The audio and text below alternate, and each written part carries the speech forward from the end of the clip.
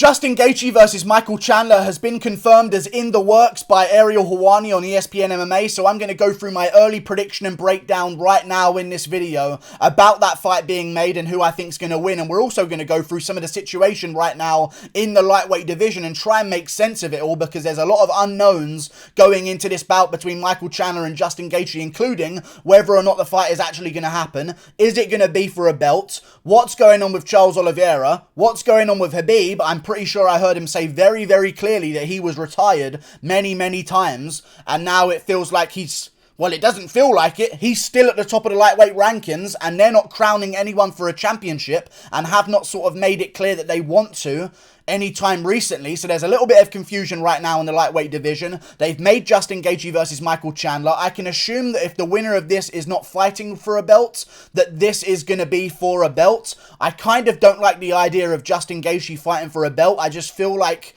someone who's coming off a loss is not a good look to take on someone for a belt. I just don't like that whole situation. I feel like you should at least be coming off of a win. I mean, even Megan Anderson was coming off a win. I mean, even Juliana Pena is coming off a win before taking on Amanda Nunes. I feel like it should be almost mandatory that people fighting for a belt should be at least on a win or coming off of a win. It's hard to market someone as the best guy in the world as they win a belt if they just lost their last fight, let alone losing their last fight to Khabib, who's going to be vacating the division, I assume, if this fight is going to be made for a belt. But Charles Oliveira has got the short end of the stick here by saying no, this might be for a belt. There could be a situation from now until this fight happening, which we don't know where, which I'll talk about in a second, where Khabib just says, you know what, I'm actually done, take me out of the rankings, I don't want any more to do with this, and the UFC decides, oh wait, we've got Michael Chandler versus Justin Gaethje, let's just make that one for the belt. And I feel like Charles Oliveira should have accepted a bout against a top contender anyway, just to stay busy,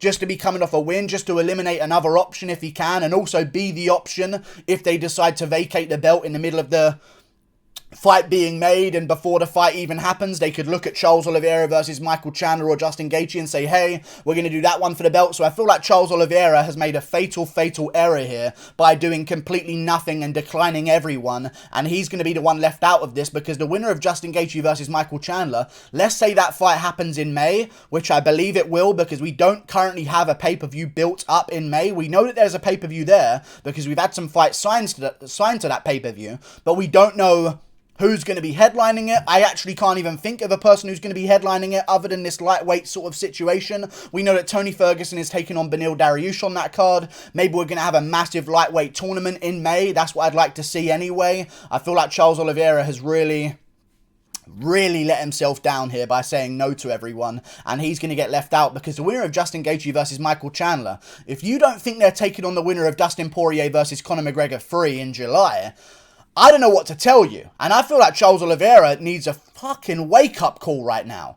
Fucking wake up, Oliveira. Stop being picky. Now is not the time. Just do as you're told for a second, and there's a big money fight at the end of it for you, or a massive belts fight for you at the end as well. I feel like the winner of this one is definitely going to be taking on the winner of Dustin Poirier versus Conor McGregor 3 for a title, if not fighting for a title themselves. So I've built a card in May, on the 15th of May, UFC 262. We already know that Tony Ferguson versus Beneil Dariush is on that card. We already know that Shane Burgos versus Edson Barboza is on that card. I feel like we should top the bill with 2 lightweight bouts and just make the entire card a lightweight Grand Prix and market it in that way. Maybe there needs to be a belt on the line at the end of it. It could be maybe an interim belt in the meantime, just to try and entice Khabib even more. But I feel like Justin Gaethje versus Michael Chandler are probably going to be headlining that event in May. Then I've got the co-main event as Charles Oliveira versus Rafael dos Anjos. And I'm telling you this right now, Charles Oliveira, you will win that bout. You will beat Rafael dos Anjos. Just take a fight, in my opinion, so you can be there as the co-main event for if anything happens in that main event. Maybe you could slide in and take their winner on, or take the guy on who's not even got an opponent anymore. Maybe you could be the guy that slides up the card and saves the main event. But never mind, Charles Oliveira, you're going to be taking on Rafael dos Anjos on the card. We got Tony Ferguson versus Beneil Dariush. I think we should make Edmund Shabazian versus Jacare Souza. But let me talk about the bout in general. I feel like Justin Gaethje is going to lose to Michael Chandler. I don't like the bout for him. I feel like Michael Chandler's going to make Gaethje back up immediately, and Gaethje's going to crumble under pressure, because I know a lot of people were bigging up Khabib and saying how impressive of a performance Khabib had against Justin Gaethje. It's also such an embarrassing performance from Justin Gaethje. Now, I know this is so rich for me to say sitting behind my computer screen and not putting everything on the line. I completely understand. I picked Khabib to completely destroy Justin Gaethje and pass right over his non-existing guard and get the submission in the first or second round. I actually said he would get a submission at the end of the first round, and I was very close, but Justin Gaethje gets saved by the bell. Then in the second round, he gets taken down again. And, like, it made Conor McGregor's ground game look amazing in comparison. And that was not the perception going into it. It was perceived that Justin Gaethje was going to be the toughest guy for Khabib to control on the ground. That was not the case whatsoever. It was actually the easiest guy for Khabib to control on the ground. The only thing he did was land a couple of leg kicks. I have no idea how he won the first round of that bout, even while being taken down at the end and almost submitted. I'm not too sure. But Khabib destroyed him. I don't know if Justin Gaethje is going to go out there and beat Michael Chandler. I feel like there's just been a massive hole in his game exposed, and that is his jiu-jitsu. And if Michael Chandler wants to be tenacious, shoot for takedowns, arguably get one of them, which I believe that he can if he keeps shooting on Justin Gaethje, does he just pass over the guard of Justin Gaethje and destroy him?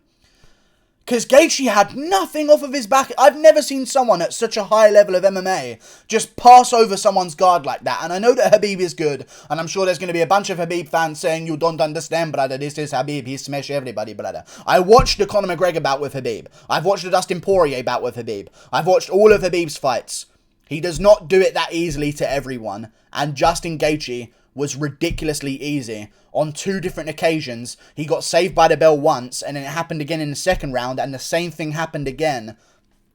Khabib literally mounted him, put him in an inverted triangle, and just rolled to his back like it was no big deal to submit Justin Gaethje. Gaethje had nothing on the ground. And Chandler's going to know that. Chandler's going to know that going in.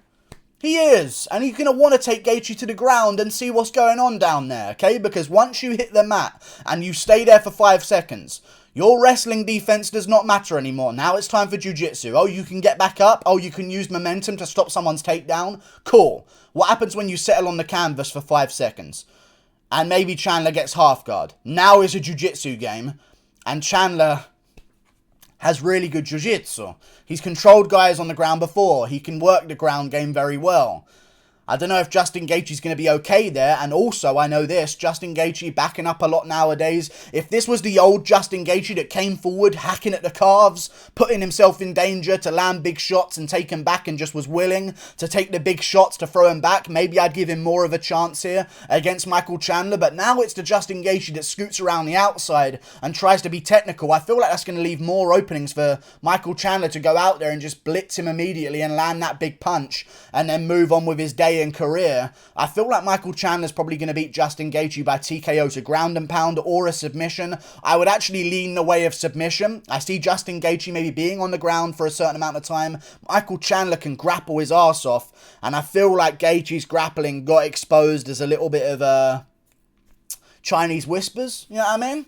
Little bit. One person says this, he's got legendary takedown defense. Like, Gaethje's been controlled on the ground before in his career. I don't know which one it was, but there was a fight earlier in his career before he joined the UFC where he did get controlled on the ground for quite some time. And that was a big red flag for me whenever I was going into the Khabib bout when I was picking against Justin Gaethje. As soon as I saw that bout and saw this guy just sort of controlling Gaethje on the ground for a bit, I was thinking like, hang on.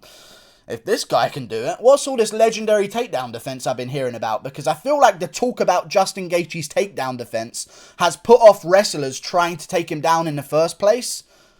But Chandler's going to do it now. And if he gets to the ground and half guard, I could see him beating up Justin Gaethje for a bit, Gaethje turning over, and I'll probably see Michael Chandler sinking in a rear naked choke or something like that. That guy's got really good scrambles. He's really good at jumping to certain positions. I feel like he would take the back of Justin Gaethje and beat him there by rear naked choke. And I feel like this fight should happen on the May 15th card, UFC 262. Justin Gaethje versus Michael Chandler, main events, co-main events. Charles Oliveira versus Rafael Dos Anjos. Feature fight, Tony Ferguson versus Beneil Dariush. Fourth fight down, Edmund Shabazian versus Jacare Souza. Open up the main card with Shane Burgos versus Edson Barboza. We already have a lot of fights on the prelims as well, but add in Rafael Fiziev versus Thiago Moises to headline the prelims. Maybe a Damian Maia versus Santiago Ponzinibbio. A fight like this. Let's make a real Brazilian-themed card with an American main event. For some bizarre reason, because we've got to make a card at 262, and I don't know about you guys, but it's not looking too stacked right now, so we need to add a lot of fights to it immediately. Looking forward to this bout though, man. This is a really good fight. I don't know if it's going to be for a belt. I really kind of don't want it to be. I feel like I'm actually okay with this not being for a belt. I really am. So long as we really find a true champion of the lightweight division. Aljo being a bantamweight champion is just hysterical for me, man. It is funny. And it's ruined the integrity of the sport, because being a UFC champion used to mean so much. You're the best. And then Aljo's champ, and it's like, hang on.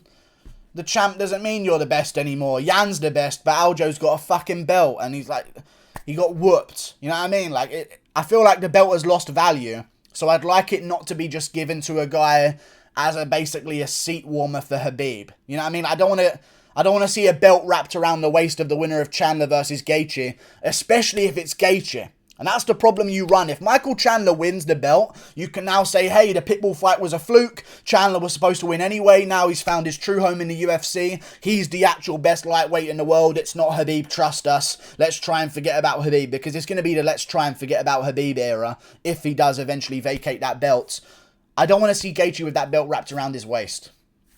If Gaethje has a belt around his waist at lightweight as the lightweight champion after this bout, after we saw what Khabib did to him, made him look easy, it will really degrade the value and the perception of being a UFC champion. So I say, you know what? Make this a 5-rounder, no belt on the line. Maybe we can at some point, who knows, but no belt on the line for now. Let's just make a lightweight Grand Prix in the division right now. Justin Gaethje, Michael Chandler, Charles Oliveira, Rafael Dos Anjos, Tony Ferguson, Beneil Dariush. The winner of Tony Ferguson, Beneil Dariush, if it's Tony Ferguson, can take on an Islam Makhachev. The winner of Charles Oliveira versus Rafael Dos Anjos can fight the winner of Justin Gaethje versus Michael Chandler. The winner of Poirier versus McGregor in July can come back in December, and we can try and cram all of these fights in the meantime to maybe make so that the Gaethje Chandler winner takes on the winner of Oliveira Dos Anjos.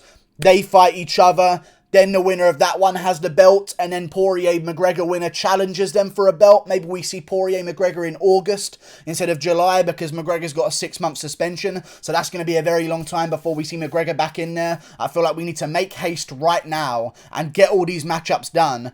And who knows, maybe we'll have like some kind of miracle happen where Justin Gaethje gets injured and they give Oliveira the shot to move up to the main event and take on Michael Chandler for the vacant belt. Who knows what they're going to do. Lightweight's a fucking mess, but I'm glad that we're making some kind of progress in terms of actually making fights, because that's the start, I guess. That's how you start it. But I feel like we should not crown a champion yet. We need one row of fights first. And then the winners of those fights can start figuring out who needs to be champion of the lightweight division, because I want it to mean something. Aljamain Sterling ruined the meaning of being a UFC champion. Let's not do it again at lightweight. Like and subscribe. Thank you for watching. Click that button up there. And maybe, just maybe, after 2021, Khabib says, hey, I'm just kidding, guys, I come back. Who knows? In 2022. Maybe Khabib sees what's going on at lightweight. Maybe McGregor ends up somehow being on top of the division and having a belt around his waist. Calls out Khabib. And we can see that rematch again. There's still hope for lightweight. And I think it starts with Gaethje versus Chandler, which is a good matchup. But I will be going with Michael Chandler by first round submission, rear naked choke. Like and subscribe. Actually, I'll say second round submission. I don't think he does it faster than Khabib. I'll say second round submission, rear naked choke, Michael Chandler at the end of the second round. Like and subscribe. Click that button up there. Goodbye. I'll see you later. However, Gaethje does have good leg kicks, and Chandler's knees have been known to go out before. He had that one situation where he's ended up like Sean O'Malley, started rolling his ankle because his nerve got shut down against Brent Primus.